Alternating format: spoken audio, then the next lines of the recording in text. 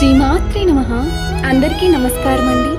లలితా సహస్రనామంలో 81వ శ్లోకం. పరా ప్రత్యక్షితి రూప పశ్యంతి పరదేవత మధ్యమా వైఖరి రూప భక్తమానసహంసిక. భావం: పరాస్థితిలోని వాగ్రూపము, స్వస్వరూపము యొక్క జ్ఞానమే స్వరూపముగా గల రెండవ స్థితిగా వ్యక్తం కాబోయే వాక్కు. పశ్యంతి వాక్కు యొక్క సూక్ష్మ రూపము. పశ్యంతి వైఖరి వాక్కులకు మధ్య ఉండు స్థితిని సంబంధించి స్పష్టంగా వ్యక్తమైన వాక్కు.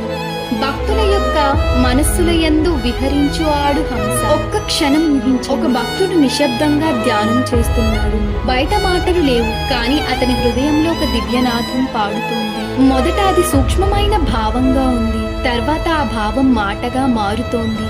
ఆ మాటల వెనక ఒకే దివ్యశక్తి ఉంది, అదే అమ్మవారు. ఆమె మనసులో భావంగా, వ్యక్తంగా, శబ్దంగా ప్రతి రూపంలో ప్రవహిస్తోంది. భక్తుడి హృదయంలో హంసలా ప్రశాంతంగా విహరిస్తోంది. ప్రతి మాటకు ముందు ఒక భావం ఉంటుంది, ఆ భావంలో కూడా దైవం ఉంటుంది. మన మాటలు పవిత్రంగా ఉంటే మన హృదయం కూడా పవిత్రమవుతుంది. లలిత అమ్మవారి కృప మన అందరిపై ఉండాలి. ఆమె మన మాటల్లో ప్రేమ, జ్ఞానం నింపాలని ప్రార్థిస్తున్నాను. శ్రీమాత్రే నమః.